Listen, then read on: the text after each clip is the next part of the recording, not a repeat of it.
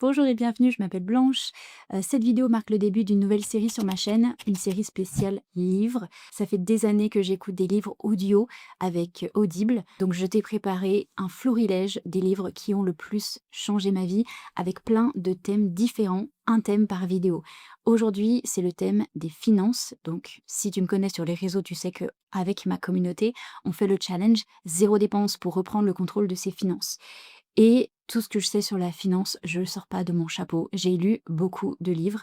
Donc aujourd'hui, je te donne mes 4 livres préférés par rapport à l'argent. Le premier livre que je te conseille, il s'appelle Happy Money, l'art japonais de faire la paix avec l'argent de Ken Honda. Ce livre, il existe sur Audible seulement en anglais, mais par contre, tu peux le trouver en copie en français. Si tu es une personne qui a un peu de mal à gérer son argent et que tu as l'impression que c'est surtout parce que émotionnellement tu n'es pas bien connecté avec ton compte bancaire, dans le sens où quand tu dépenses, tu culpabilises, tu ne sais pas comment dépenser ton argent pour te rendre plus heureuse, ne pas avoir peur surtout de manquer, etc. C'est un livre qui reprend vraiment les bases. D'un côté, comment on gère son argent, épargner, investir, etc. Donc vraiment le dur de faire en sorte que dans son futur on ne manque pas. Et d'un autre côté, on a le côté intelligence émotionnelle, de vraiment ressentir de l'abondance, de l'amour, de la joie quand on dépense dans des choses qui nous rendent heureux, puisque l'argent c'est un outil et c'est pas le but, c'est pas juste d'être un petit écureuil et de tout garder pour soi. Et il parle aussi du concept de flow, de vraiment comprendre que en effet l'argent est un outil, qu'il vient, qu'il part, et que garder son argent en mouvement, en fait, c'est garder une vie en mouvement et réaliser que l'argent doit être au service de notre vie et pas notre vie au service de l'argent et de notre compte bancaire. Voilà, donc Happy Money. Le deuxième livre de Ramit Sethi, en anglais, il s'appelle I Will Teach You to Be Rich. En français, ça s'appelle simplement Devenez riche. Voilà. Donc c'est très concret. Cette fois-ci, ça part de l'émotionnel pour revenir vers vraiment le côté pur et dur des maths, des finances. C'est 6 semaines pour apprendre à gérer, planifier et automatiser son argent pour qu'il serve sa vie quotidienne et son futur, sans même y penser en fait. C'est vraiment 6 semaines où tu lis le livre et tu vas mettre en place des choses pour qu'ensuite tout soit automatisé et que tu aies plus besoin de penser combien tu payes ton loyer, tes courses, mais aussi pour que ça serve tes petits plaisirs quotidiens, t'acheter tes lattés si c'est ça qui te rend heureuse, et cetera. Celui-ci, hein, il est sur Audible en français et en anglais. Ça fait un peu peur parce qu'on a l'impression que c'est juste des cours, mais en fait, lui, il est coach en finance et il donne en fait des histoires, à la fois les siennes, à lui, donc son histoire, comment il n'avait pas d'argent et maintenant il est riche. Et comme il coach des gens, il utilise ce qu'il a vu sur le terrain avec ses clients, sur comment certaines personnes géraient l'argent, le avant-après, comment il les a coachés. Donc, en fait, il y a plein d'exemples qui nous touchent émotionnellement et qui nous disent: «Ah oui, ça c'est plutôt moi, je vais plutôt faire comme ça», et cetera. Donc c'est très facile à comprendre et à implémenter dans sa vie. Donc, là, vraiment, si tu veux booster tes compétences en finance générale, investir, économiser, et cetera, c'est trop bien. Ensuite, on part un petit peu de côté pour les 2 autres livres, tu vas voir. Le premier, il s'appelle The Millionaire Fast Lane de MJ DeMarco. En français, ça s'appelle L'autoroute du millionnaire. Il est sur Audible en français et en anglais. Donc là, c'est plus sur l'entrepreneuriat. En fait, son idée, c'est qu'il ne faut surtout pas vendre son temps contre de l'argent, puisque son temps est limité. Donc si tu es employé et tu gagnes 12 € de l'heure, eh ben, tu pourras jamais être millionnaire puisque tu n'as pas assez d'heures dans ta vie, dans ta journée pour devenir millionnaire. Quand on regarde les chiffres, aucun employé n'est devenu millionnaire grâce à son travail, puisqu'il donne son temps pour de l'argent.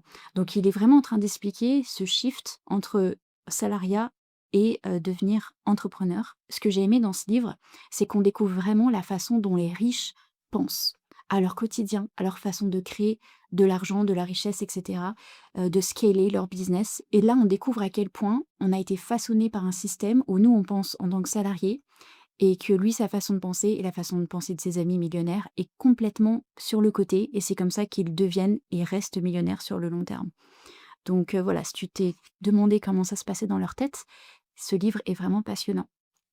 Pour le dernier livre, le quatrième livre, si tu ne le sais pas, je suis prof de yoga et tarologue, donc moi, j'aime bien tout ce qui est spirituel, croyance, manifestation, et cetera. Donc ce livre, il est encore plus de côté par rapport à ceux d'avant. Il s'appelle Metaphysical Millionaires de R.J. Purcell. Donc la métaphysique des millionnaires. Et il existe en anglais sur Audible. Par contre, pas en français. Mais en français, tu peux le trouver en copie livre. Encore une fois, je l'ai vu en ligne, donc tu peux le trouver. Alors, la métaphysique, c'est quoi? C'est vraiment le magicien dans le tarot. C'est réaliser que tu peux créer ce que tu veux de rien. Si tu as une idée, une envie, une passion, un intérêt, tu peux tout créer de toi-même. C'est ça la métaphysique en fait. Donc tu vas essayer de développer ta vision et la créer dans le monde réel. De quoi parle ce livre exactement? Donc il parle de ce concept, de la métaphysique, de créer les choses.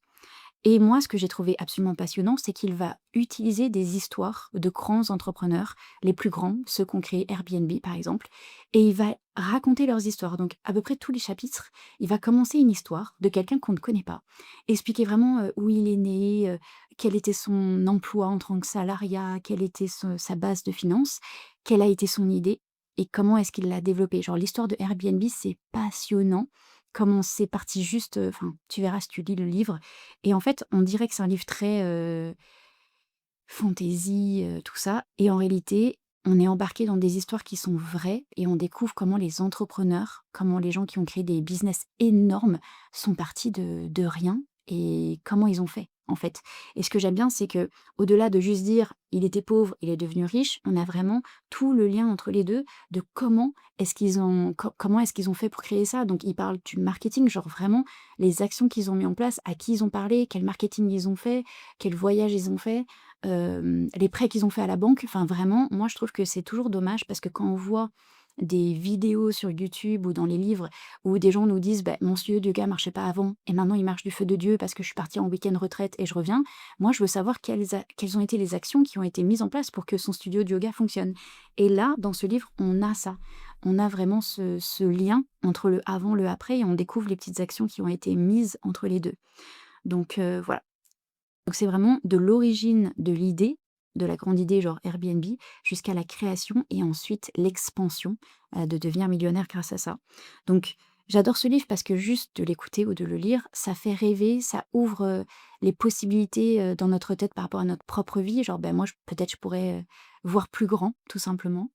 Et il y a un lien du coup entre les ambitions et les valeurs parce que il parle pas de gens qui veulent juste faire de l'argent. Il parle de gens qui sont passionnés par un sujet, par, un problème que rencontre la société et qui vont aller au bout pour, aider eux-mêmes et les autres avec eux, en fait. Ils emmènent tout le monde avec eux, donc c'est très positif et optimiste. Donc ce livre, c'est vraiment comment penser, rêver et transformer ses intentions en action. Voilà. Donc ça, c'est très important pour la finance de se mettre en action, de ne pas faire l'autruche, d'apprendre vraiment les mathématiques derrière ses comptes, combien je gagne, combien je dépense, trouver des systèmes automatisés et ensuite rêver et créer. Et c'est ça en fait qui nous rend riches, c'est de créer des choses. Moi, quand j'étais salariée, je gagnais 1 600 € net, je faisais du 40 heures par semaine et c'est tout. Je pouvais pas aller au-delà en fait, à moins que je change de travail et que j'apprenne plus et tout. Et en fait, on a toujours ce plafond de verre au niveau de nos revenus quand on est salarié. Et donc, de réaliser que pour être riche, il faut être plus dans la création, il faut trouver les problèmes qu'ont les gens autour de nous et les régler, les aider. C'est ça, créer la richesse. Enfin bref, on en reparlera de tout ça dans ma vidéo spéciale livre et entrepreneuriat, ne t'inquiète pas. Mais voilà, pour les finances, vraiment, commence par Happy Money et par devenir riche. Et là, tu auras vraiment toutes les bases d'un débutant en finance. Et c'est bien aussi juste de se rappeler de certaines choses parce que je me souviens dans Happy Money, il parle de à quel point c'est important de dépenser moins qu'on ne gagne. Et c'est évident. Mais en fait, des fois, dans notre vie, on oublie parce qu'on gagne plus, du coup, on dépense plus, et c'est une roue de hamster qui ne s'arrête jamais. Donc, juste de réécouter ou de relire ce genre de livre, ça nous fait un peu une pause dans notre vie, dans notre compte bancaire, où on se dit, où est-ce que j'en suis aujourd'hui? Ah, mais j'ai plus fait attention à ça non plus, et on reset un peu notre situation financière. Si tu as vu la vidéo jusqu'à la fin, bravo. Mets-nous l'emoji, la petite bourse pleine d'argent, dans les commentaires, comme ça je saurai que tu fais partie des meilleurs qui sont allés jusqu'au bout de la petite vidéo et on se retrouve très bientôt pour la prochaine vidéo qui sera sur mes livres business. À bientôt! Mmh.